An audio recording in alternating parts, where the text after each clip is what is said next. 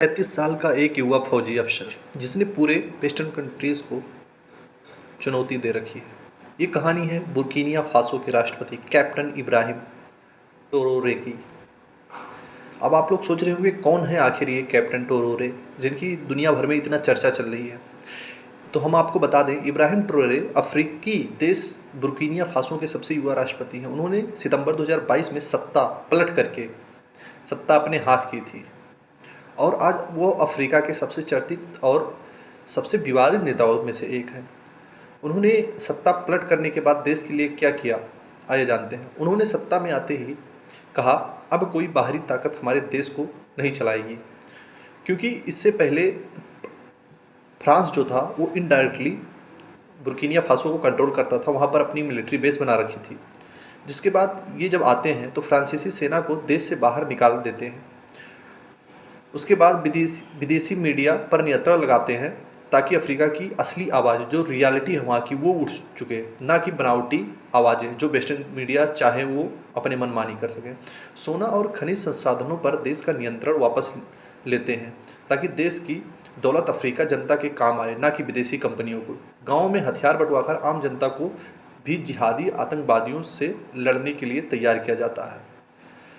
बस अब पश्चिमी देशों के खिलाफ क्यों हैं ट्रोरे मानते हैं कि पश्चिमी देश अफ्रीका को सिर्फ लूटने और गुलाम बनाने की कोशिश करते हैं। इसलिए उन्होंने साफ कहा, हम रूस, चीन और अफ्रीकी एकता के साथ हैं, ना कि पश्चिमी देशों के साथ। और आप लोगों को पता ही होगा, अभी जल्द ही वो रूस के दौरे पे गए थे जिसमें उन्होंने रूस के प्रेसिडेंट व्लादिमीर पुतिन से मुलाकात की और बहुत सारे डील की।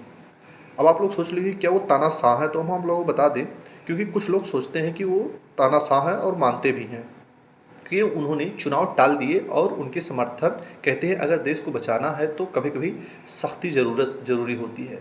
और कैप्टन ट्रोरे का सपना है कि वो एक स्वतंत्र अफ्रीका चाहते हैं जो अपनी नीतियाँ खुद बनाए, जो अपनी संपत्ति खुद संभाले और जो अपने लोगों के लिए काम करे, ना कि विदेशी कंपनियों के लिए। इब्राहिम ट्रोरे एक युवा नेता हैं और सच्चे देशभक्त हैं। जब से वो वहाँ पर आए हैं तब से अफ्रीका के जो देश है बुर्किनिया फासो, वहाँ पर वो लगातार डेवलपमेंट करते जा रहे हैं और काफ़ी सारे अच्छे काम कर रहे हैं। बुर्किनिया फासो को आतंकवाद से लड़ने के लिए तैयार किया उन्होंने, गांव-गांव में सुरक्षा बढ़ाई, जनता को हथियार देकर आत्मरक्षा सिखाई, इस्लामी आतंकवादियों के खिलाफ सेना सीधे मैदान में उतारा। क्योंकि अफ्रीकन कंट्रीज़ में आपने देखा होगा कि वहाँ पर ये टेररिस्ट ग्रुप, अलग अलग टेररिस्ट ग्रुप है जो कि डोमिनेट करते हैं, तो उन्होंने ऐसा किया। क्या आप भी मानते हैं कि अब समय आ गया है कि अफ्रीका अपनी आज़ादी की दूसरी लड़ाई खुद लड़े? कमेंट में बताइए, वीडियो को लाइक और सब्सक्राइब करिए। धन्यवाद।